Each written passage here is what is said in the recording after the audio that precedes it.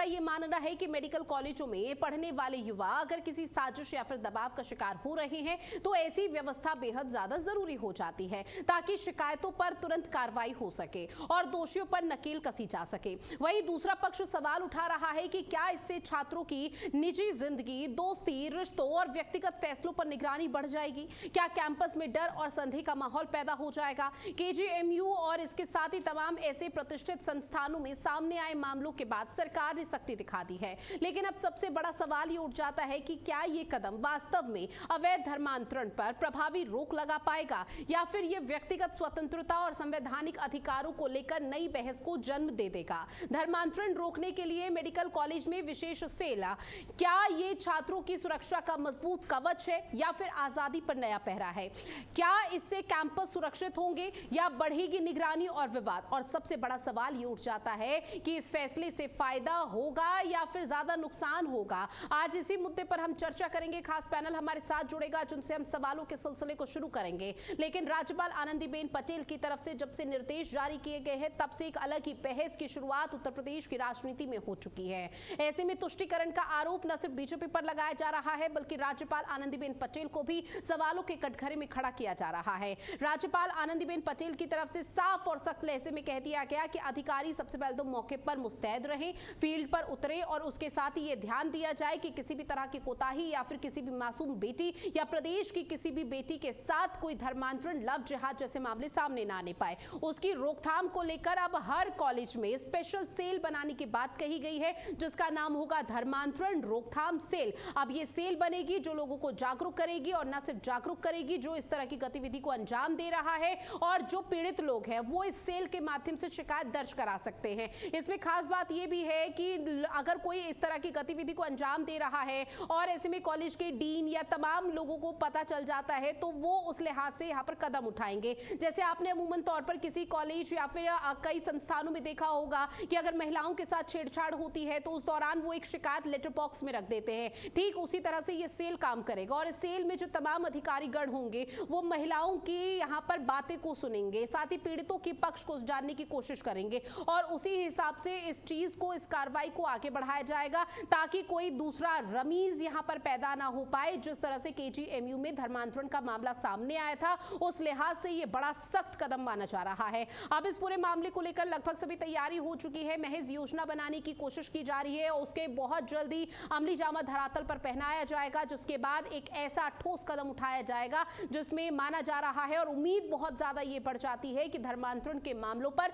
रोकथाम होगी, क्योंकि कानून प्रदेश में लागू है। उसके बावजूद भी आए दिन कई ऐसे मामले सामने आ जाते हैं जिसके बाद सवाल उठ जाते हैं कि आखिर इस तरह के मामलों पर रोकथाम कब होगी, जिसको लेकर राज्यपाल आनंदीबेन पटेल की तरफ से जो निर्देश जारी किए गए हैं उसके बाद किसी तरह की रोकथाम की उम्मीद बहुत तेजी के साथ बढ़ जाती है। ऐसे में धर्मांतरण रोकथाम सेल का जो ब्लूप्रिंट है वो क्या रहने वाला है वो भी ग्राफिक्स के माध्यम से आप तक साझा कर रहे हैं। राज्यपाल की तरफ से दिशा निर्देश जारी किए गए, केजीएमयू और तमाम जो प्रतिष्ठित संस्थान है वहां पर सेल बनाने की बात कही गई। संदिग्ध गतिविधियों पर विशेष निगरानी पर अब फोकस यहां पर रहेगा। शिकायत अगर मिलती है तो तुरंत कार्रवाई की बात यहां पर की जा रही है। इसके साथ ही सुरक्षित और स्वस्थ माहौल बनाने पर यह बड़ी पहल है ताकि अगर हमारी बेटियां, हमारी बच्चियां और प्रदेश की महिलाएं किसी भी कॉलेज में पढ़ाई लिखाई के लिए जा रही है तो उनको जो वातावरण है, जो एनवायरमेंट है वो स्वस्थ मिल सके, किसी भी तरह से उनके अंदर डर और भय की स्थिति ना हो, इस चीज को विशेष ध्यान दिया जा रहा है। छात्रों और रेजिडेंट डॉक्टरों को लेकर भी यहां पर बात कही गई है।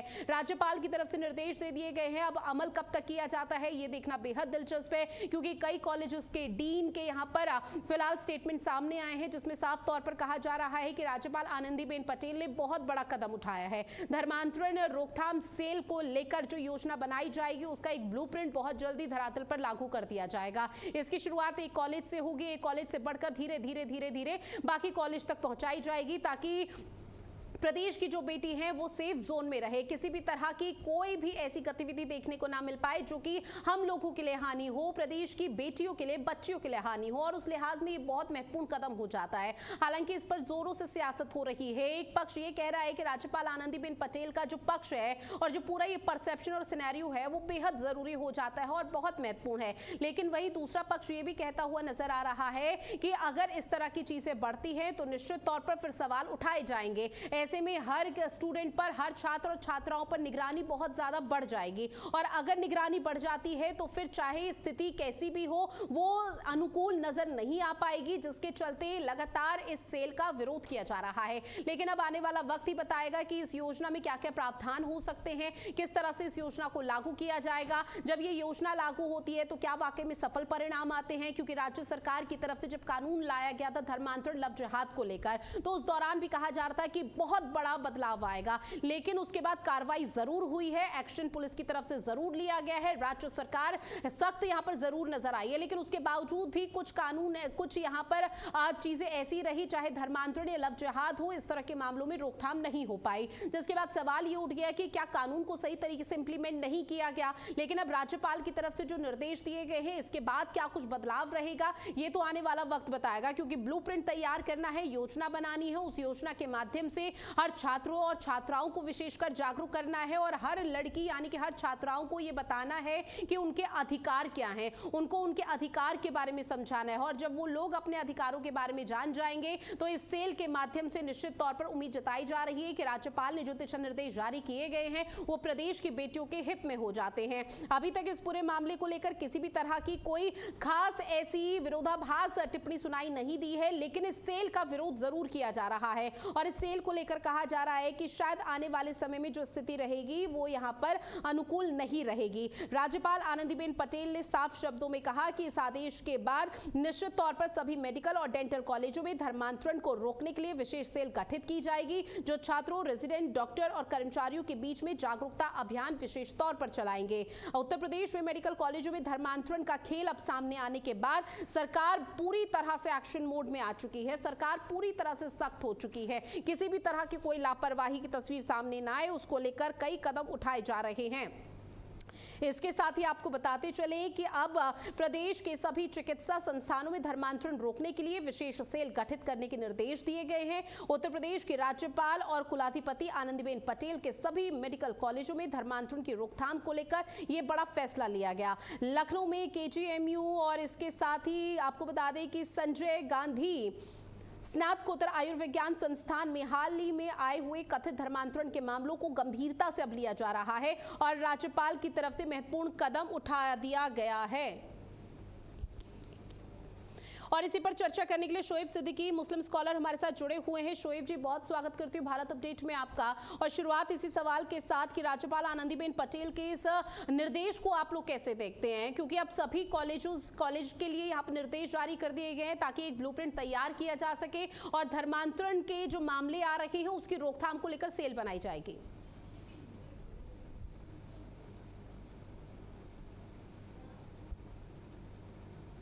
काबिल मोहतरमा है, ये गुजरात की वजीर आला रह चुकी हैं और मोदी जी ने जब वो वहां से हटे थे और देश के प्रधानमंत्री बने थे तो उन्होंने उनको ही मुख्यमंत्री बनाया था। तो बताइए सी बात है, उत्तर प्रदेश में कई सालों से राज्यपाल हैं तो उन्होंने यहाँ की गतिविधियां देखी होंगी। सबसे अच्छी बात यह है कि उन्होंने किसी समुदाय का नाम नहीं लिया। अगर मैं समझता हूँ यहाँ पर एक कदम उठाया जाता है तो मैं उसका वेलकम करता हूँ। धर्मांतरण की जहां तक बात है तो आप देखिए, आप अपने चश्मे देख रही है, मैं अपने चश्मे देख रहा हूँ। कौन नहीं चाहता मेरी बहन बेटी महफूज रहे, कोई दिक्कतों का सामना ना करना पड़े। लेकिन जब मेरी तरफ आता है तो हम दूसरे अंदाज देखते हैं, आपकी तरफ जाता है तो दूसरा अंदाज देखा जाता है, तो मैं उनका वेलकम करता हूँ। लेकिन जहां पर जो कुछ पार्टियां इसको दूसरे रूप में आ रही हैं वो एक समुदाय को टारगेट करने की कोशिश कर रही है। मैं किसी समुदाय को टारगेट करने की कोशिश नहीं कर रहा हूँ। अगर मेडिकल लाइन बनानी बहुत अच्छी बात है, धीरे धीरे आगे बढ़ेगा। लेकिन अगर कहीं पर एक समुदाय, मुस्लिम समुदाय को यह लगता है कि वो टारगेट हमें क्या, तो मैं उनसे गुजारिश करूंगा अपने आलिमों से भी कि इसका वेलकम करिए, कोई ऐसी बात नहीं है। भाई देखिए, होता क्या ऋतु जी, हम लोगों ने वेस्टर्न कल्चर अपना लिया है और हम लोग वेस्टर्न कल्चर में आजकल आप देखिए फेसबुक या इंस्टाग्राम खोलिए, तमाम हमारी बहन बेटियां जो होती हैं वो रीलें बना रही हैं। कितने लोगों ने जाने दे दी, शौहर ने, ससुर ने, आपको भी मालूम है। तो इस पर पाबंदी लगी, अच्छी बात है। और दुनिया का पहला और आखिरी मुल्क है जहां पर औरतों को दैविक दर्जा दिया जाता है। और हम आपके वहां सीता को हिंदुओं की मां कहा जाता है, मुसलमानों में हजरत खदीजा को मुसलमानों की मां कहा जाता है। मैं उसका वेलकम करता हूं, लेकिन इंटेंशन अच्छा होना चाहिए कि कोई समुदाय को न लगे हमको टारगेट किया है। क्योंकि शामली वाले मामला देख लिए, वहां लड़का हिंदू था, मुसलमान हुआ, खुदा शुक्र है कि जो है लड़का है मुसलमान नहीं था, वरना दूसरा मामला होता। तो मैं इसका वेलकम करता हूँ। और आनंदीबेन जो है बहुत काबिल लेडी, मैं 2-3 बार उनसे लखनऊ मिल भी चुका हूँ जब राज्यपाल अभी मौजूद है। कई सालों, मैं समझता हूँ लगभग 6-7 साल 8 साल से हैं, और अभी भी उनको मुल्क के वजीर आज़म नरेंद्र मोदी जी ने नहीं हटाया है, क्योंकि बहुत संयम, बहुत सुकून की लेडी है वो। जाइए, बहुत प्यार मोहब्बत से मिलती है, लगता ही नहीं कि राज्यपाल है, लगता है मेरी माँ है, बड़ी बहन है। तो अच्छा कदम उठाया है। अब ये देखना है कि इस पे कानून किस तरह फॉलो किए जाते हैं। होता क्या, आप देखिए ऋतु जी, कानून बना दिए जाते हैं, उसको जो नीचे अधिकारी उसको डील करते हैं वो किस तरह डील करेंगे, ये देखने की बात है। एक समुदाय को टारगेट नहीं कर रहे हैं आप, एक समुदाय को तो नहीं परेशान कर रहे हैं आप। या जो कॉलेजेस, मेडिकल कॉलेज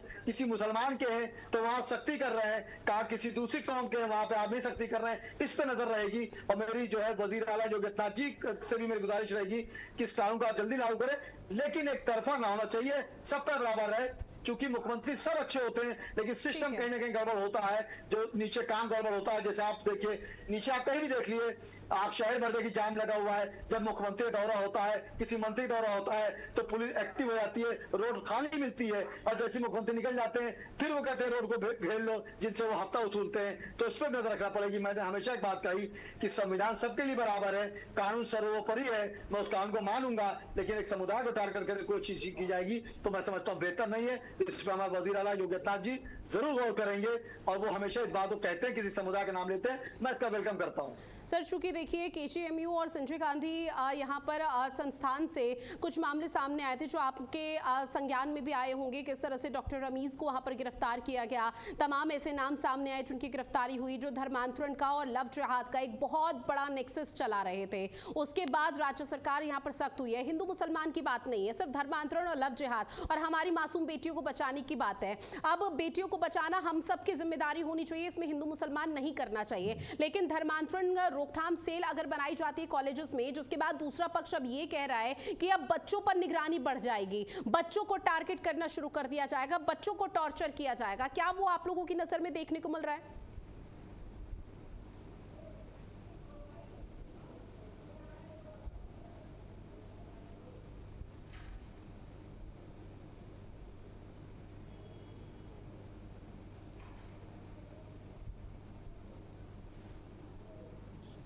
ठीक है शोएब जी, मैं माफी के साथ सर आपको बीच में टोक रही हूँ, आपकी आवाज़ मुझ तक नहीं पहुँच रही है, मैं लौटूंगी आपके पास। और ऐसे में आपको ये भी बताते चले कि लखनऊ के केजीएमयू में भी युवती को लव जिहाद में फंसाने और धर्मांतरण का मामला सामने आया था, और उम्मीद यही की जा रही है और संभावना भी यही जताई जा रही है कि शायद उसके बाद ये बड़ा एक्शन लिया गया। क्योंकि आपको बता दें कि कैंपस में सुरक्षा और निगरानी अब बढ़ जाएगी। इसके साथ ही कॉलेज में विशेष टीमों का गठन किया जाएगा, जो परिसरों में होने वाली किसी भी संदिग्ध गतिविधि पर पैनी नजर रखेगी। छात्रों और कर्मचारियों को बहला फुसलाकर या मानसिक दबाव बनाकर होने वाले अवैध धर्मांतरण के प्रयासों पर पूरी तरह से रोक लगाई जाएगी।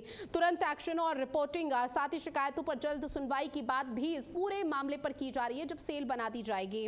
और इसमें अगर कोई लापरवाही की जाती है तो उसको लेकर भी सख्त कदम उठाने की बात कही गई है। अगर कोई छात्र या फिर कर्मचारी जबरन धर्म परिवर्तन की शिकायत करता है तो नव गठित धर्मांतरण रोकथाम सेल उस पर तुरंत जांच और कार्रवाई सुनिश्चित करेगा। दस्तावेजीकरण और जवाबदेही भी यहां पर होगी। और इसके साथ ही केजीएमयू प्रबंधन के मुताबिक अब सभी मामलों का रिकॉर्ड सही तरीके से रखा जाएगा। इसकी अब रिपोर्ट सीधा विश्वविद्यालय के कुलपति और राजभवन को भेजी जाएगी, जिसके बाद कार्रवाई होनी है। कानून और अधिकारों की जागरूकता होगी, कॉलेज में जागरूकता कार्यक्रम चलाए जाएंगे, अधिकारों की जानकारी भी इस दौरान छात्रों को दी जाएगी। इन कार्यक्रमों के माध्यम से आपको बता दें कि छात्रों और डॉक्टरों को कानूनी प्रावधान और उनके निजी अधिकार और सुरक्षा नियमों के बारे में जागरूक किया जाएगा।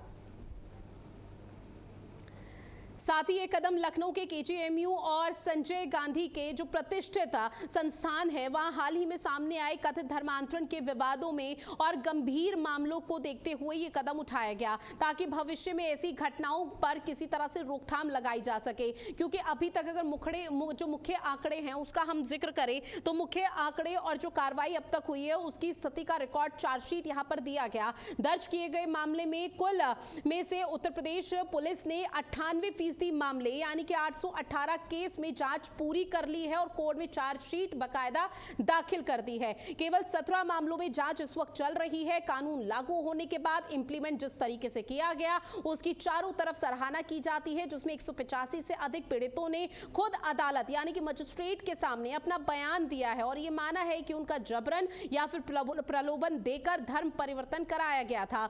ऐसे में नाबालिगों से जुड़े हुए मामले भी सामने आए।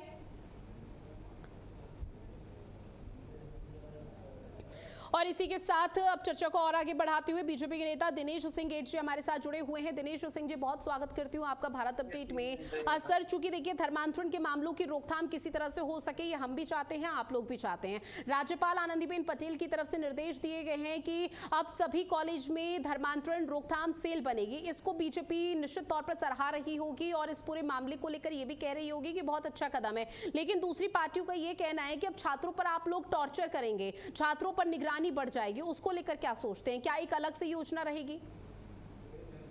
जी ऋतु जी, आप सभी को मेरा प्रणाम। देखिए, चांसलर होने के नाते महामहिम आनंदीबेन पटेल जो है, उन्होंने जो फैसला लिया तो बहुत उचित लिया और बहुत बेहतरीन फैसला रहा और सभी को इसका स्वागत करना चाहिए। किसी पार्टी को इसमें किसी तरह की राजनीतिकरण करने का काम मुझे नहीं लगता करना चाहिए, क्योंकि ये अपने आप में एक तरह से किस तरीके से कहां पर राजनीति को लेकर जाना चाहते हैं और किस क्योंकि देखिए स्पष्ट तरीके से अगर देखा जाए तो जिस तरीके से मतलब कि किंग जॉर्ज मेडिकल कॉलेज की जैसे बातचीत करेंगे या जैसे कि दूसरे अन्य जो संस्थान है और बहुत सारी ये तो देखिए रिपोर्टिंग में आ गए, क्योंकि एसटीएफ के द्वारा जब चीजें की गई और कार्रवाई तुरंत करके वो कार्रवाई करने के बाद में जो जैसे उचित एक्शन सब वो ले लिया गया और उसमें जल्दी से जल्दी जो भी जैसे मतलब जो पीड़ित पक्ष था तो उनकी पूरी सुनवाई करके और आगे बढ़ाने का काम किया गया।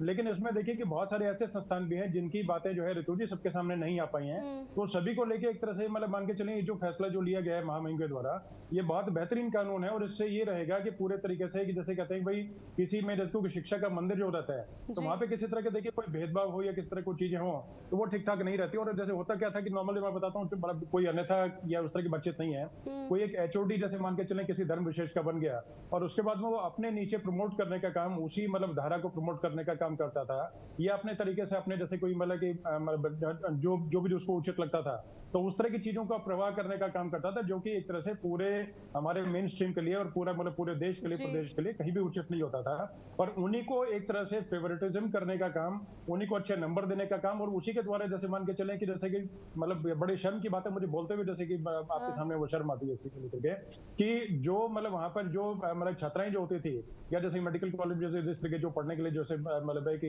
युवतियां जो थी तो उनको लेकर के किस तरीके से उनको मिला कि जैसे अनड्यू उनसे एडवांटेज लेने का काम और उनको कुछ नंबर ज्यादा देने को लेकर के फिर साथ साथ में जैसे कि एक बार जो प्रलोभन में आ जाती थी उसके बाद में धर्मांतरण वाले जो है उसको दबाव लेने का काम और जैसे वो वीडियोज वगैरह या इस तरह की जो फोटोज आपत्तिजनक जो है उनके जब कब्जे में आती थी तो उसके बाद में फिर उनको ब्लैकमेल करने का काम किया था और अन्य भी जैसे आगे जैसे उसका पता नहीं किस किस तरीके से मिसयूज होता था। ये इन चीजों से देखिए पूरे महामहिम के द्वारा जो कानून जो अभी लाया गया है तो उसके द्वारा देखिए पूरे तरीके से उस पर एक ब्लैंकेट बैन लग जाएगा पूरे तरीके से एक एक चीज को।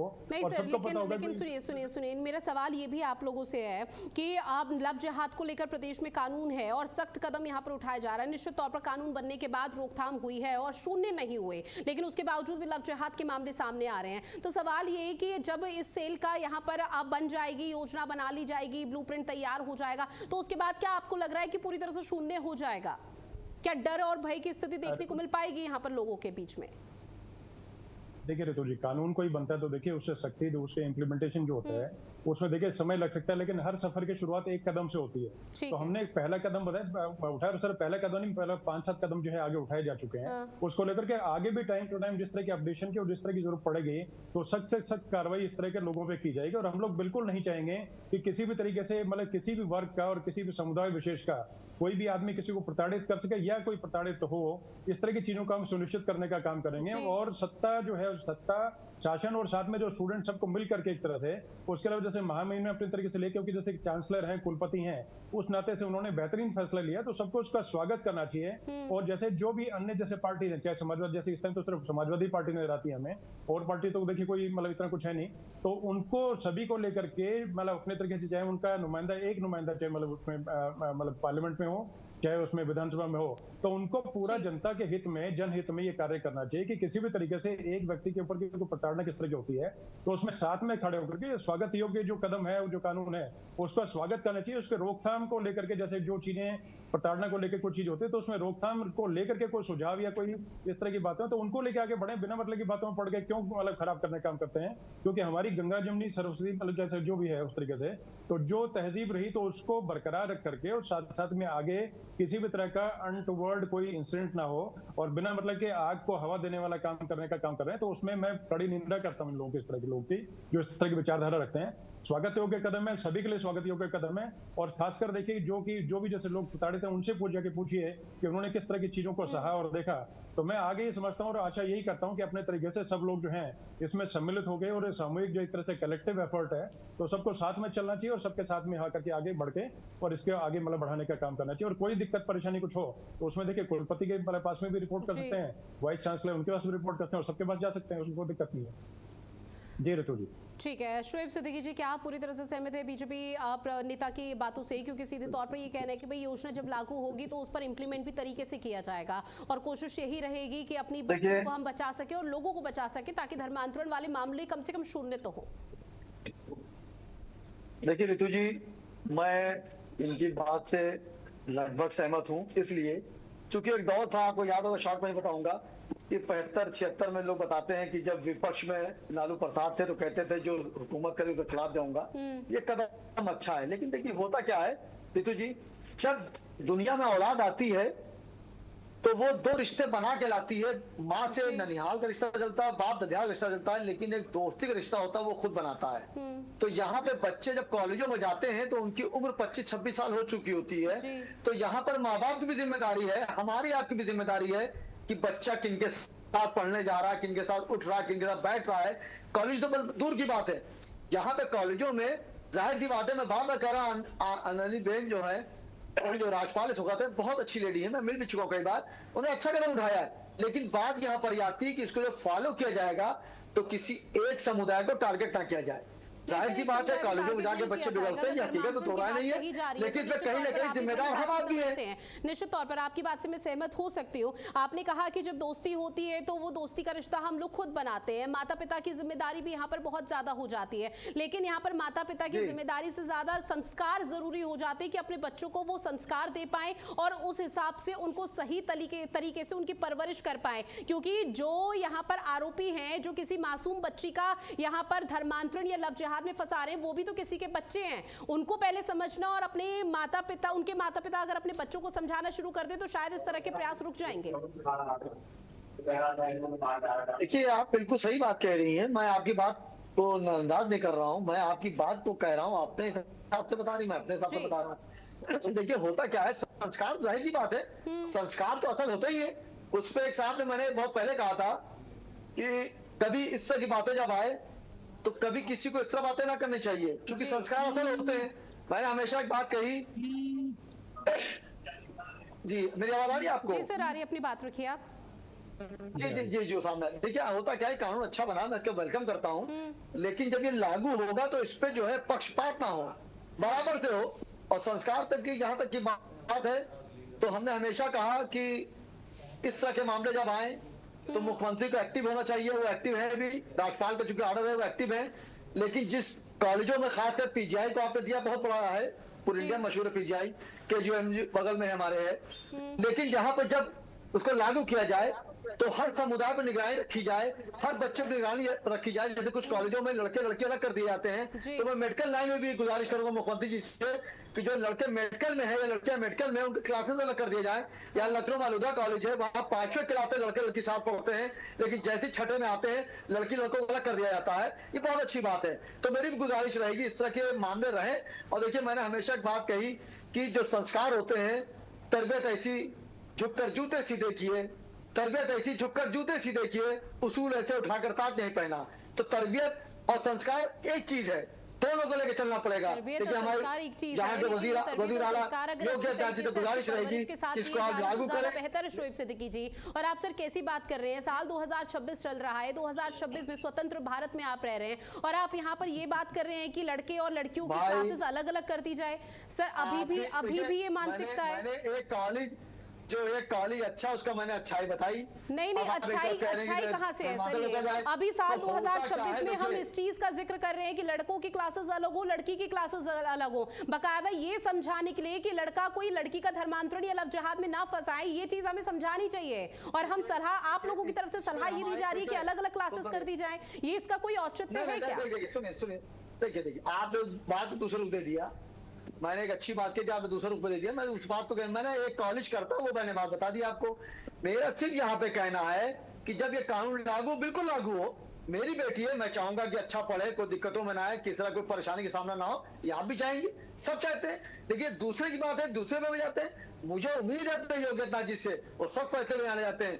आप देखिएगा राज्यपाल मोहतरमा ने बात कही है, जब इसको वो जमीन पर लाएंगे योगी जी, तो कोई समुदाय की बात नहीं करेंगे, वो जनरल की बात करेंगे कि धर्मांतर करता है, बहकाता है, फुसलाता है, उस पर एक्शन लिया जाएगा और जो इसका काम किया जाए करेगा। और मुझे तो शोएब सिद्दीकी जी ये समझ में नहीं आ रहा, ठीक है दिनेश सिंह जी आपके पास आते हुए सर, मुझे तो ये समझ में नहीं आ रहा, शोएब सिद्दीकी जी बोल रहे हैं इसमें कोई ऐसी असमंजस की स्थिति या फिर कोई विशेष समुदाय को टारगेट नहीं करना चाहिए। हमें भी अच्छे से मालूम है सर, और शोएब सिद्दीकी को भी अच्छे से मालूम है, जब यहाँ पर कोई क्रिश्चियन अपने समुदाय में कन्वर्ट करने की कोशिश हिंदू लोगों को करता है या किसी को भी करता है, प्रलोभन देता है, तो वो सीधा चर्च में करता है, वो सार्वजनिक प्लेटफॉर्म पर नहीं करेगा। लेकिन कॉलेज, स्कूल और अस्पताल और ना जाने कहां से ऐसे मामले सामने आ चुके हैं जहां पर कई लोगों की तरफ से अपने ही इस्लाम धर्म में कबूल करने की बात की गई है कि हम लोग धर्मांतरण का गेम चला रहे थे और बड़े स्तर पर नेक्सस चलाया जा रहा था, उसी के आधार पर तो इस तरह की बड़ी योजना बनाई जा रही है, वरना क्या जरूरत थी। ऋतु जी देखिए, तरबियत और संस्कार के जैसे सिद्दीकी जी ने बातचीत की, तो मैं इनकी बहुत सारी बातों से सहमत हूँ और मैं इनकी मतलब जज्बे को सलाम करता हूँ जिस तरीके से उन्होंने बातें की। कुछ बातें ठीक है, देखिए उनके मतलब बातों को मतलब जैसे इनके विचार जो हैं उनका मैं सम्मान करता हूँ, अपने तरीके से मुस्लिम स्कॉलर हैं तो अपने तरीके से अपनी बात रख रहे हैं, तो कुछ चीजें ठीक है, मतलब हो सकता है मैं मेरी भी कुछ बातों में उनकी बातों की भिन्नता हो, लेकिन ये भी ओवरऑल ये चाहते हैं कि समाज में एक अच्छा बदलाव हो और जो आगे जो बदलाव देखने को मिले वो अच्छा हो और कोई किसी तरह की परेशानी में और किसी दिक्कत में ना पड़े। तो उसका देखिए मैं जवाब सिद्दीकी जी आपको ऋतु जी की मार्फत देना चाहूंगा कि हम लोग पूरे तरीके से ये कोशिश कर रहे हैं कि किसी भी कैंपस में किसी भी एक बच्चे को कोई किसी तरह की परेशानी महसूस ना हो, कोई भी किसी तरह की कोई घुटन या दिक्कत या कोई सफोकेशन महसूस ना करे और सब अच्छे से जैसे शिक्षा के मंदिर में जाके तालीम लेते हैं तो अपनी तालीम वहां पर पूरी करे, शिक्षा अपनी पूरी करे और वहां से आगे बढ़ के वो अच्छा इंसान के रूप में बाहर निकले। लेकिन कुछ जैसे कि एक गंदी मछली पूरे तालाब को गंदा करती है तो हम लोग देखिए उसको सपोर्ट नहीं कर रहे और मतलब जैसे सिद्दीकी जी भी उसको सपोर्ट नहीं करते ऐसे, तो उसको लेकर के हम उस गंदी मछली को निकाल के बाहर फेंकना चाहते हैं और कानून भी यही कहता है कि पूरे तरीके से जो जैसे अच्छे लोग हैं या अच्छे तरीके से जो अच्छे स्कॉलर्स हैं या अच्छे जो स्टूडेंट्स हैं, अच्छे लर्नर्स हैं, तो वो वहां से अच्छी पढ़ाई करके और अच्छे तरीके से जो मतलब वहां पर जो चीजें सीख रहे हैं, जो भी स्किल है उसका डेवलपमेंट करके बाहर निकले और बाहर निकल के अच्छे से जैसे डॉक्टर्स हैं तो इलाज करेंगे तो वो अच्छा रहेगा। लेकिन उसमें अगर कुछ व्यक्ति जैसे एक सीनियर कोई है तो उसको बिना क्षय के देखिए कोई चीज कभी नहीं होती, तो एक कोई जैसे धर्म विशेष का कोई व्यक्ति वहां पर आ गया और वो जैसे किसी भी तरीके से किसी ऐसी कुर्सी बैठा है जहां से वो चीजों को प्रभावित कर सकता है, तो उसने आगे उसी तरह के अपने नेटवर्क बना लिए, तो उसी को तोड़ने के, उस चक्र को तोड़ने के लिए और हमने प्रयास किया, एसटीएफ ने किया, शासन प्रशासन कर रहा है, पार्टी कर रही है, सब लोग हम लोग अपने तरीके से यही चाहते हैं और हर आदमी का देखिए यही बनता है कि जैसे आगे जो बच्चे जो हैं वो सिर्फ शिक्षा के लिए यहाँ पर आए या ना कि इस तरह के मतलब किसी अनर्गल चीजों में फंस के आगे उनका भविष्य बर्बाद हो या अन्य कोई चीज जैसे कि दूसरों का भविष्य खराब करने काम करे। और हम लोग सुनिश्चित करेंगे इस चीज को लेकर के, जैसे मैंने आपको बताया कि हर सफर की शुरुआत जो है वो ऋतु जी एक कदम से होती है, तो हमने कई कदम आगे बढ़ा लिया और आगे तक इसको पूरी सफर जो मंजिल तक जो पहुंचे तो उसकी पूरी अपना करेंगे भाई ठीक है कि अंजाम तक बात पहुंचे, उसको लेकर के हम पूरी कोशिश करेंगे और किसी भी तरह की कोई परेशानी या दिक्कत कुछ होगी तो देखिए हर चीज में कहीं ना कहीं अमेंडमेंट्स की हमेशा जरूरत जगह होती है, तो उसमें कोई परेशानी दिक्कत कुछ अगर होगी तो जो सिद्दीकी जी जैसे स्कॉलर जो हैं उनको हमेशा आगे आकर के जैसे कि मतलब राज्यपाल महोदया जो होगी उनके पास में हो गया या जैसे कि मतलब वीसी हो गए उनके पास सीधा मेल कर सकते हैं, जाके बात कर सकते हैं, कुछ भी करते हैं, तो हम लोग मतलब खुले हाथ से और खुले दिल से जो है सभी चीजों का स्वागत करते हैं और आगे अच्छे के लिए चाहते हैं कि भी आगे अच्छे के लिए काम करते हैं, अपडेट करते रहे चीजों को। ठीक है, निश्चित तौर पर एक बदलाव देखने को मिलेगा। हमारे साथ हिंदू स्कॉलर भी जुड़ चुके हैं, आचार्य बीसी भिखारी जी। सर बहुत स्वागत करती हूँ आपका भारत अपडेट में। आचार्य जी आपसे जानने की कोशिश रहेगी और पहला पॉइंट ऑफ व्यू आपका यही जानना रहेगा मेरे लिए कि अब राज्यपाल आनंदीबेन पटेल की तरफ से धर्मांतरण के मामलों पर किसी तरह से रोकथाम हो सके, अब धर्मांतरण रोकथाम सेल हर कॉलेज में बनाया जाएगा। अभी महज योजना बनाई जा रही है, बहुत जल्दी ब्लूप्रिंट आएगा, उसके बाद तमाम जो स्थिति है और परिस्थिति वो देखने को मिल पाएगी। इस फैसले को आप लोग कैसे देखते हैं? महोदया, मैं तो सबसे पहले सभी को प्रणाम बोलता हूं। जी सर। और मैं राज्यपाल महोदया के द्वारा यह जो धर्मांतरण पर कदम उठाया गया है यह स्वागत योग्य कदम मैं मानता हूं, क्योंकि मेरा मानना है कि शासन प्रशासन जो भी कदम उठाता है तो वह एक सकारात्मकता से ओतप्रोत होता है, उसके पीछे सकारात्मक पहल होती है, ना कि कोई नकारात्मक पहल। जी। तो मैं तो राज्यपाल महोदय के द्वारा जो शिक्षण संस्थानों में धर्मांतरण को रोकने के लिए जो पहल किया गया है या किया जाएगा भविष्य में, तो मैं तो उसका स्वागत करता हूँ। अब सर यहाँ पर क्योंकि सवाल अब ये भी उठ रहे हैं कि एक विशेष समुदाय को टारगेट किया जाता है जब भी धर्मांतरण या लव जिहाद के मामले सामने आते हैं, तो ऐसे में जब सेल बनाई जाएगी तो कम से कम इस तरह की स्थिति ना रहे, उस पर आपका ओपिनियन? देखिए, किसी विशेष समुदाय को टारगेट करना गलत है, लेकिन जहां तक मेरा मानना है शिक्षण संस्थानों में जो है प्रबुद्ध वर्ग रहते हैं, स्टूडेंट्स भी प्रबुद्ध वर्ग में आता है, जो शिक्षण संस्थानों को चलाने वाले लोग हैं वो भी प्रबुद्ध होते हैं, प्रोफेसर्स और अन्य सारे लोग सब प्रबुद्ध वर्ग में ही आते हैं। तो मेरा मानना है कि शिक्षण संस्थानों में ऐसा किसी वर्ग विशेष को टारगेट करके कोई कार्य नहीं किया जाएगा, मैं आशा करता हूँ। ठीक है, शोएब सिद्दीकी जी आपके पास आते हुए सर, चूंकि देखिए अब लगातार यहाँ पर जो स्थिति परिस्थिति है वो निश्चित तौर पर देखने को मिल पा रही है और अब तक आपको भी ये समझ में आ गया होगा सर कि किस तरह से बदलाव हो सकते हैं, क्या कुछ वो महत्वपूर्ण पॉइंट्स हो सकते हैं जो इस योजना के तहत या ब्लूप्रिंट में मेंशन किए जाएंगे। लेकिन शोएब सिद्दीकी जी, आपकी नजर में क्या है, लगता है आपको कि कोई ऐसा विशेष प्रावधान जो इस तरह जब सेल बनाई जाएगी और जब इस तरह से योजना तैयार होगी तो उसमें ये पॉइंट तो जरूर मेंशन होना चाहिए?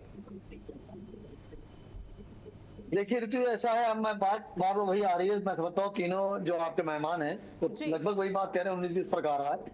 देखिए, एक वक्त में स्कूलों में रैगिंग हुआ करती थी, अब तो शायद 2-4-10 साल सुनने नहीं आ रहा है, उस वक्त नहीं रोकी गई, बहुत होती थी, लड़कों ने फांसी तक लगा ली थी, उसमें ऐसा मारते पीटते थे, खुद लोग शर्मसार हो जाते थे, लड़कियां मर जाती थी खा के जहर, क्या हमारी बेइज्जती के लोग कर रहे हैं। अब वो दौर खत्म हो गया। यहाँ बात इतनी है कि राज्यपाल साहिबा ने बहुत अच्छा मामला लाई है सामने और हमारे मुख्यमंत्री जी उस पर नजर रखे हुए हैं, वो उसको लाएंगे। धर्मांतरण की जहां तक बात है, जाहिर सी बात है, इससे उत्तर प्रदेश में कई मामले ऐसे सामने आए, शामली का ही मामला था, उस पर कल मैंने कई डिबेटें थी शामली वाले मामले पर, लेकिन सिर्फ यहाँ पर यह बात आ रही है, धर्मांतरण की बात आए तो उसमें जो क्लास वाले मामले होंगे उसमें क्लास में निगरानी रखनी पड़ेगी, क्लास टीचर निगरानी रखनी पड़ेगी, जहाँ के प्रबंधक होते कॉलेज उनके ऊपर निगरानी रखनी पड़ेगी कि वो जो है पक्षपात ना करें। देखिए, अक्सर ये होता है, ये बात आप भी मानिए मैं भी मानूं, इसे माने जरूरत नहीं है। आप देखिए बंगाल में देख लिए, ममता बनर्जी के बुरे हालात क्या हुए कि उनके परछाई ने साथ छोड़ दी। दुनिया ये सियासत होती है, आप देखिए आज बुरी हो गई कल तक अच्छी थी, बहरहाल बात दूसरी चली जाएगी। कानून है बिल्कुल सही है, कोई बुरी बात नहीं है, लेकिन पीजीआई में जब आए तो एक मीटिंग बैठी जाए, गठित की जाए और उसमें आंख बंद करके इंसाफ किया जाए, जिससे हमारा कोर्टों में होता है कि पट्टीबंदी होती है कि वहां पे इंसाफ हो रहा, सामने कौन समुदाय का उससे मतलब नहीं है, आए बिल्कुल आए। मैं खुद चाहता हूँ मेरी बेटी सुकून से पढ़े, मेरा बेटा पढ़े, लेकिन एक समुदाय को टारगेट बना के अगर इंटेंशन ऐसा रखते हैं तो बस बेहतर नहीं है। और इंशाल्लाह मैं आजकल में ही राज्यपाल से टाइम भी लूंगा, मैं कई बार उनसे मिल चुका हूँ, मैं तो उनसे मिलने में मुझे बहुत अच्छा लगता है और मैं मिलूंगा, मैं उनको मुबारकबाद भी दूंगा और एक साथ गुजारिश भी करूंगा कि इसको लागू करिए और जमीन पे कम से कम आप भी ऑर्डर कर दिए, क्योंकि मुख्यमंत्री आपके अधीन होते हैं, वो आपको भी बहुत मानते हैं कि कम से कम एक समुदाय टारगेट उसको सबको निगाह में बराबर देखा जाए, चाहे कोई हो, हिंदू दिखाई दे, मुसलमान दिखाई दे, आपके तरफ नहीं। सिद्दीकी साहब आवाज पहुंच रही है सर, मुझको ये समझाइए, आप बार बार एक ही बात को रिपीट कर रहे हैं कि किसी समुदाय को विशेष तौर पर टारगेट ना किया जाए, आपको क्यों लग रहा है कि यहाँ पर निष्पक्ष कार्रवाई नहीं हो पाएगी? क्यों ऐसा लग रहा है कि सिर्फ एक समुदाय को टारगेट किया जाएगा? नहीं, देखिए मैं ये कह ही रहा हूँ, आप सही कह रही हैं। यहाँ पर होता क्या है कि जैसे कि मुख्यमंत्री हैं, उत्तर प्रदेश सबसे बड़ा सूबा है पूरे हिंदुस्तान का, उसमें वो एक ही जगह याद रखेंगे नहीं, जो नीचे प्रशासन होता है या मीडिएटर होता है उसकी जिम्मेदारी होती है वो सही बात को वहां तक पहुंचाए। तो उसमें जब वो मामले बनेंगे तो अब पता चला वहां पे क्लास में कुछ हो रहा बता कुछ रहे, कहीं कुछ नहीं हो रहा बता कुछ रहे, तो इस पे नजर रखना जरूरी होगी, क्योंकि कानून बन जाता है लेकिन लागू जब होता है स्तर का अधिकारी कुछ भी कहे, निचले स्तर का अधिकारी कुछ भी कहे, क्या उच्च स्तर के अधिकारी उसकी सुनवाई नहीं करते उत्तर प्रदेश में? फिर से कहीं मैं सुन नहीं पाया, क्या कह रही हैं आप? सर, निचले स्तर का अधिकारी जब यहाँ पर कोई मामला उसके संज्ञान में आएगा, वो अपने बड़े अधिकारी को बताएगा, तो उच्च स्तर के अधिकारी क्या सुनवाई नहीं करते इस तरह के मामलों में आपकी नजर में? देखिए बहुत से मामले सामने आए, सर बहुत से मामले सामने आए होंगे, मैं आपकी बात से पूरी तरह से सहमत हो सकती हूँ, आपका जो कष्ट है निश्चित तौर पर मैं समझ सकती हूँ, लेकिन शोएब सिद्दीकी जी धर्मांतरण ये बहुत से मामलों से अलग है, ये बेहद संगीन और संवेदनशील मामला है, ये बात आप लोगों को समझ में नहीं आती। केजीएमयू का सर मैं मामला बताऊं, डॉक्टर रमीजुद्दीन नायक उर्फ रमीज मलिक जो अभी जेल के सलाखों के पीछे है, सलीमुद्दीन मुख्य आरोपी था डॉक्टर रमीज के पिता जिन्हें धर्मांतरण रैकेट में मदद करने और बढ़ावा देने के आरोप में गिरफ्तार किया, खादीजा मुख्य आरोपी की मां जिन्हें पुलिस ने इस मामले पर सह आरोपी बनाया, चौथा नाम शारिक खान, निकाह नामे, विवादित विवाह, दस्तावेज, गवाह और इसने इस प्रक्रिया में सहयोग दिया। एक और बड़ा नाम, सिर्फ केजीएमयू की सूची बता रही हूं सर ये मैं अभी आपको, काजी जाहिद हसन पीलीभीत से गिरफ्तार हुआ, जो मौलवी काजी जिसने कथित तौर पर नियमों के विरुद्ध जाकर धर्म परिवर्तन और निकाह की प्रक्रिया कराई थी। अब आपको लगता है कि केजीएमयू के मामले में किसी तरह से निष्पक्ष कार्रवाई नहीं हुई? देखिए जी, रमेश वाले मामले पे, केजीएमयू वाले मामले मैंने कई डिबेटें दी थी और उससे बात निकल के आई थी कि जब उन मोहतरमा ने जब शिकायत दर्ज की, जब उन्होंने जानलेवा अपने ऊपर हमला किया, उसके बाद पुलिस कहीं ना कहीं ढीली रही, तभी वो उत्तराखंड नेपाल चले गए थे, आप भी जानती मैं भी जानता हूँ, बाद में जब पुलिस ने एक्शन लिया तब वो आए, तो आखिर ये हीला हवाली जो बीच में होती है ये दिक्कत करती है। मैं तो कह रहा हूँ बहुत अच्छा ये कानून बन रहा है, फॉलो होना चाहिए। मैं तो खुद कह रहा हूँ कि धर्मांतरण का मामले से गाय वाला मामला था, मुसलमानों की तरफा कह के गाय को माता घोषित करिए, अब माता घोषित करने में आपको दिक्कत हो रही है, उसमें मुसलमान दोषी हो रहा है। अरे भाई मैं तो आपसे कह रहा हूँ जो आप कानून बनाएंगे मैं मानूंगा, और धर्मांतरण मैं बहुत खुश हूँ। अरे कल ही देखिए अखिलेश यादव की साहबजादी के पीछे तो कैसा लोगों ने फेसबुक चलाया, उस पर हमारे मुख्यमंत्री भी एक्शन ले रहे हैं कि खिलाफ सख्त कार्रवाई की जाएगी जिससे किसी बहू बेटी से ऐसा किया है। बहू बेटी सबकी बराबर होती है, बहुत अच्छा कानून, मैं तो बार बार इस बात को कह रहा हूँ, बहुत अच्छा कानून, लेकिन जमीन पर इंसाफ से काम हो बस इस बात है और कोई बात नहीं है।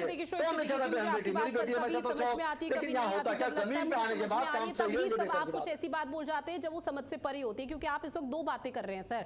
आचार्य बीसीजी में आपके पास आऊंगी सर, चूंकि शोएब सिद्दीकी की तरफ से सीधे तौर पर कहा जा रहा है कि पहले तो निष्पक्ष कार्रवाई होनी चाहिए, कोई भी हीला हवाली नहीं, कोई विशेष समुदाय को टारगेट नहीं होना चाहिए। वहीं दूसरी तरफ कहा जा रहा है कि कानून बनना चाहिए और कानून पर अमल होना चाहिए। अब कैसे समझाया जाए, क्योंकि यहाँ पर सिर्फ एक ही बात कही जा रही है कि किसी विशेष समुदाय को टारगेट नहीं किया जाएगा, जो आरोपी होगा उसको कटघरे में खड़ा करेंगे। देखिए मैडम, जहाँ तक मेरा मानना है कि कोई भी कानून, कोई भी नियम किसी भी सरकार के द्वारा जब लागू किया जाता है तो उसका उद्देश्य सकारात्मक होता है, नकारात्मक नहीं। तो कानून को लागू होने से पहले हम नकारात्मक क्यों सोचें?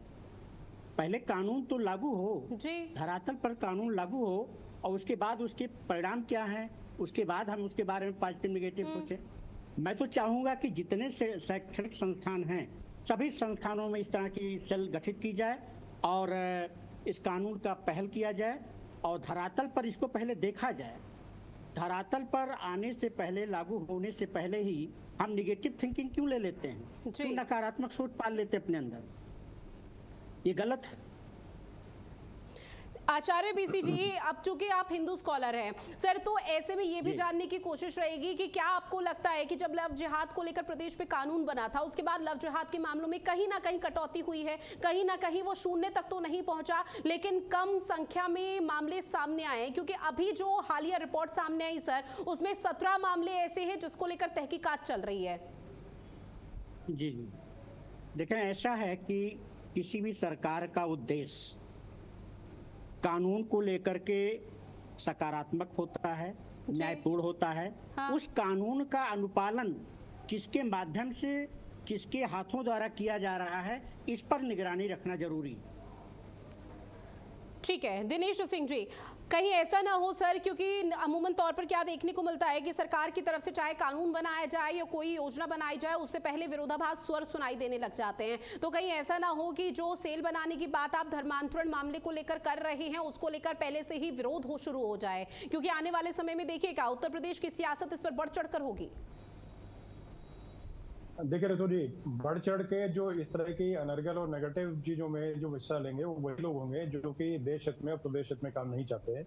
और सिद्दीकी जी देखिए कुछ चीजों ठीक ठाक बता रहे, लेकिन कुछ चीजों में जैसे कि उसी में विरोधाभास उनकी बातों में नजर आ रहा है। तो मैं सिद्दीकी जी से मतलब क्लियरिटी इस बात में चाहूंगा कि भाई जैसे कि आपको देखिए लग रहा है कि अब आनंदीबेन जी जो है माननीय राज्यपाल, तो उन्होंने एक तरह से चांसलर होने के नाते और राज्यपाल होने के नाते और महामहिम ने अपने बेहतरीन मतलब एक तरह से जी। एंटी कन्वर्जन जो सेल बनाने का जो काम किया उसका गठन करने का काम और उसके आदेश पारित कर दिए, उसके बाद में दिक्कत परेशानी कहाँ बचती है। और दूसरी बात देखिए कि मैं आपके चैनल से जो भी जैसे सुन पा रहे हैं तो उनको देखिए स्पष्ट करके बता रहा हूँ कि भाई किसी तरह की कोई ना मतलब जो चीज ये सेल एक तरह से ये करने का सुनिश्चित करने काम करेगा कि रेजिडेंट डॉक्टर्स हो गए, स्टूडेंट्स हो गए या वहाँ के जो कर्मचारी हो गए, तो उनको लोभ लालच से या डर से या धमका करके किसी भी तरीके से कोई अगर अनैतिक लाभ लेने का काम या धर्म मतलब परिवर्तन का काम या कन्वर्जन या किसी भी तरह का कोई ऐसा कुछ काम करेगा तो आप लोग बाहर निकल के और सीधा कमेटी में जाकर के उसमें वहां पर रिपोर्टिंग करें, वीसी साहब को रिपोर्टिंग करें, या जैसे कि मतलब किसी भी जैसे जो भी मतलब है उसमें मतलब आपके सामने सारी जो मेल या जैसे कि जो हेल्पलाइन नंबर है वहां पर आपकी कॉलेज के जो होंगे तो वहां पर कर सकते हैं,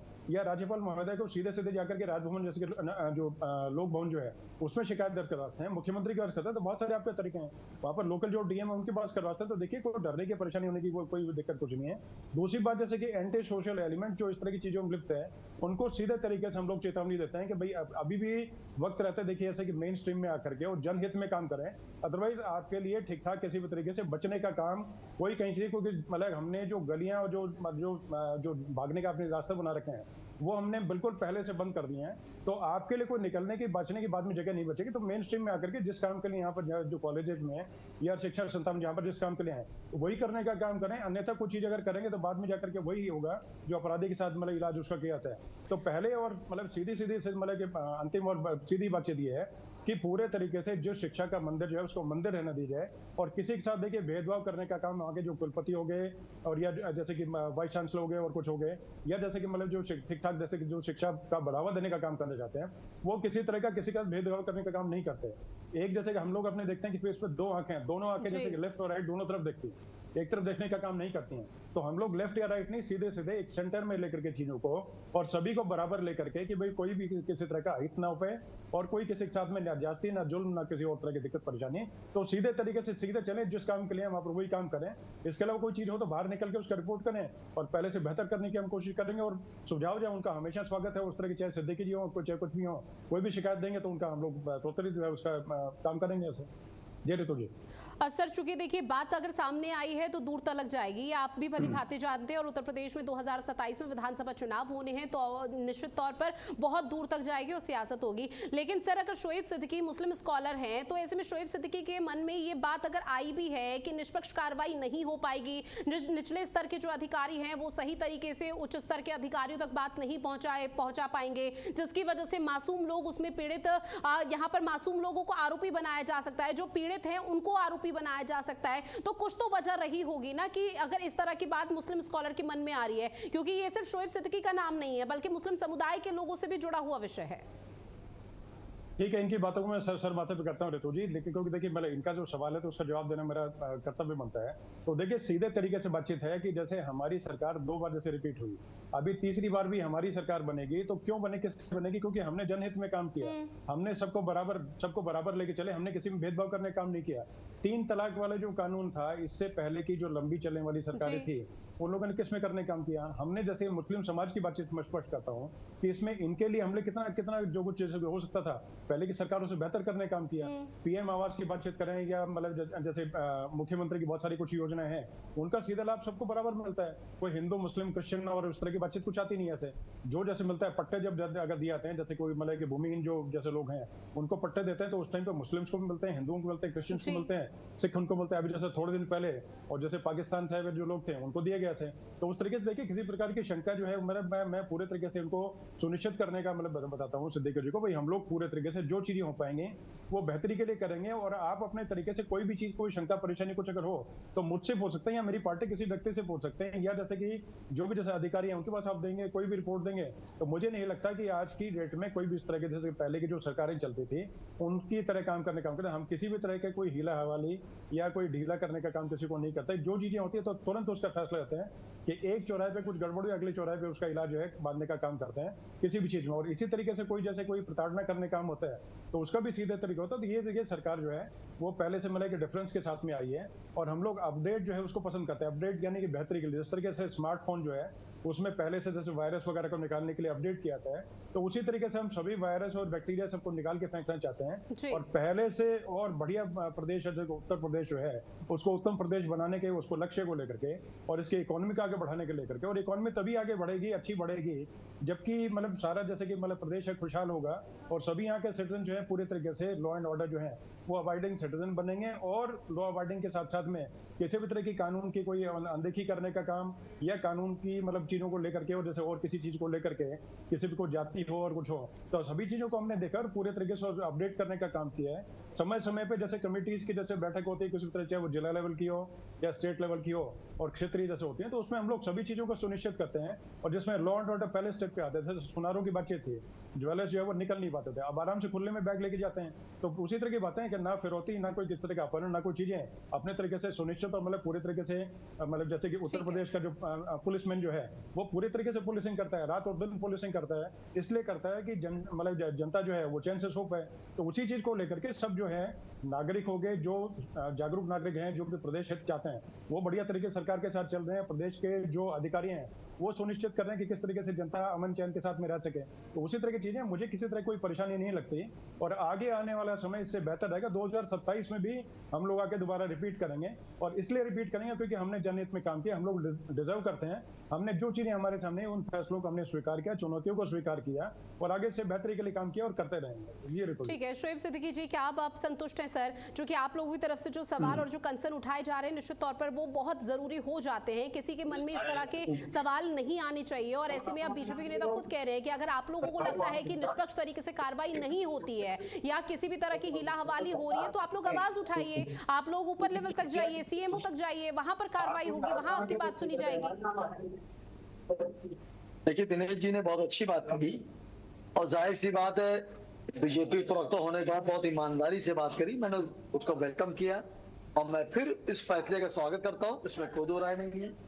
सिर्फ मैं इतनी बार फिर वही कहूंगा, चौथी बार आपने हमको मौका दिया बोलने का, कि जब कोई कानून बनता है, जब पास हो जाता है, जबान से कहना और प्रैक्टिकल करना दो चीजें अलग होती हैं। जैसे किसी से मजाक करना और किसी का मजाक उड़ाना, ये दो चीजें अलग होती हैं।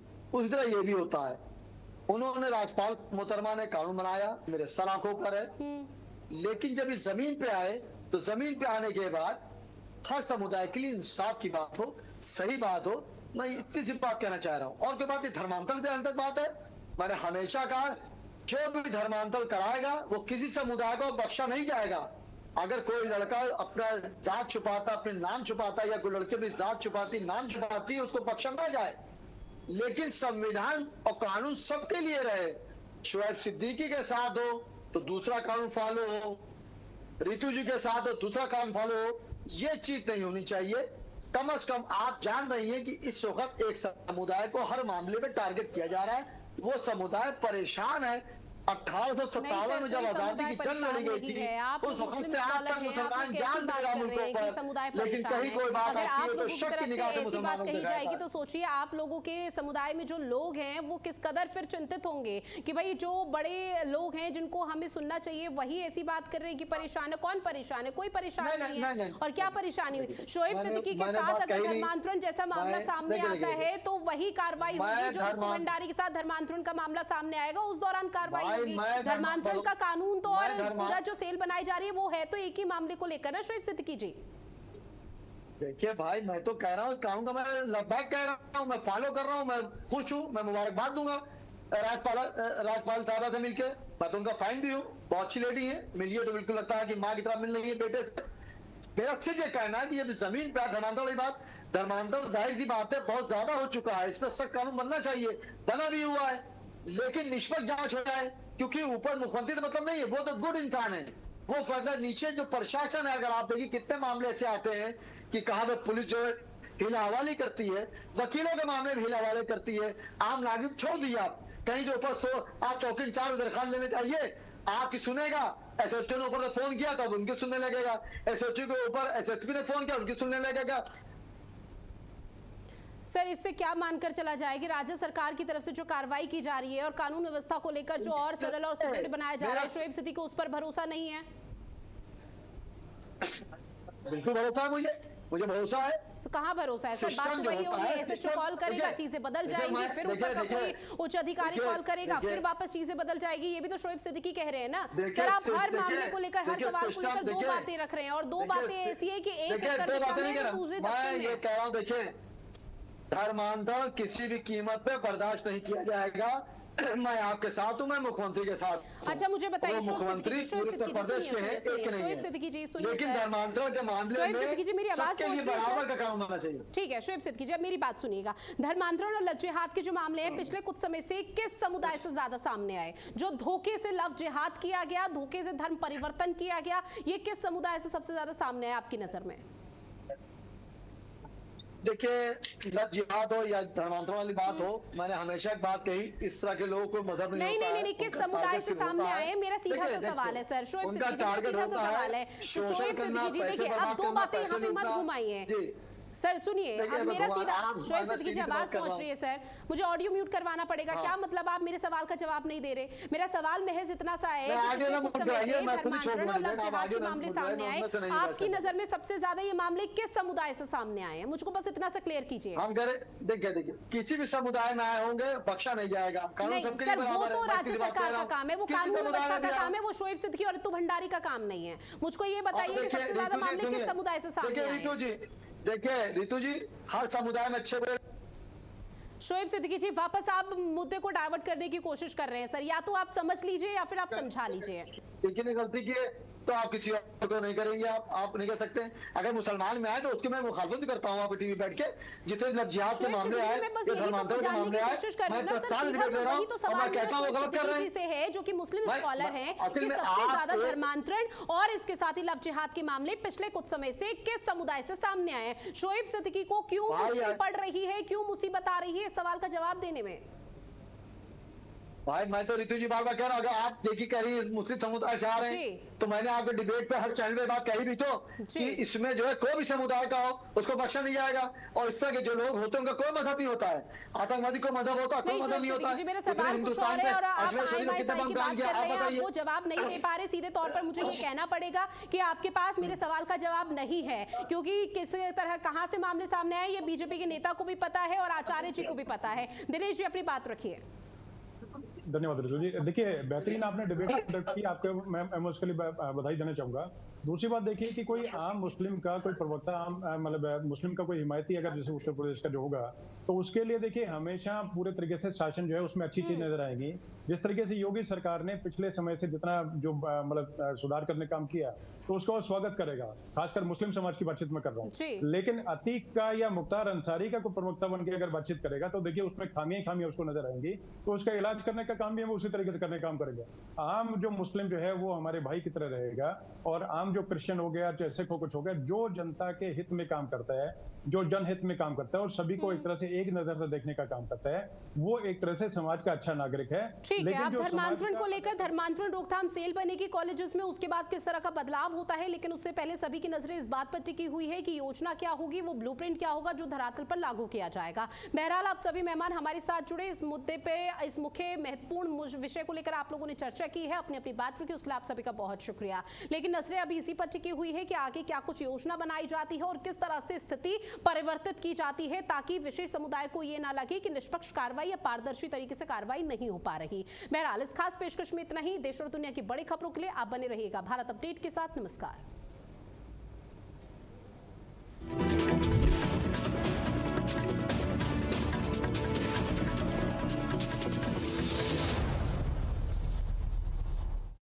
खबरों की दुनिया में भारत अपडेट न्यूज चैनल की धमाकेदार एंट्री। आपका अपना चैनल भारत अपडेट अब आप देख सकते हैं टाटा प्ले के चैनल नंबर 574 और जियो टीवी के चैनल नंबर 2070 पर 24 घंटे 7 दिन।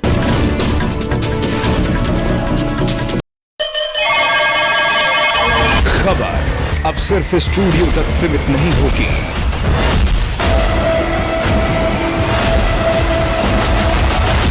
खबर अब शहर, हर गली, और हर जमीन से होगी। अब देश देखेगा सबसे तेज, सबसे बड़ा नेटवर्क, दिल्ली से लेकर पूर्वांचल तक, पश्चिमी यूपी से लेकर पहाड़ों तक। हर खबर अब सीधे ग्राउंड जीरो से। मैं लखनऊ से शिव कृपाल मिश्रा, यूपी की राजनीति का केंद्र, हर बड़े फैसले की अंदरूनी खबर। मैं लखनऊ से संजय सिंह, सियासत की हर चाल और हर हलचल, ग्राउंड जीरो से सीधी और बेबाक रिपोर्ट। मैं आगरा से अरुण श्रीवास्तव, इतिहास की नगरी में बदलते हालात, हर खबर सबसे पहले आपके पास। मैं गोरखपुर से रामशंकर यादव, पूर्वांचल की हर बड़ी खबर जमीनी हकीकत के साथ। मैं झांसी से तारिक इकबाल, बुंदेलखंड की धरती से हर मुद्दे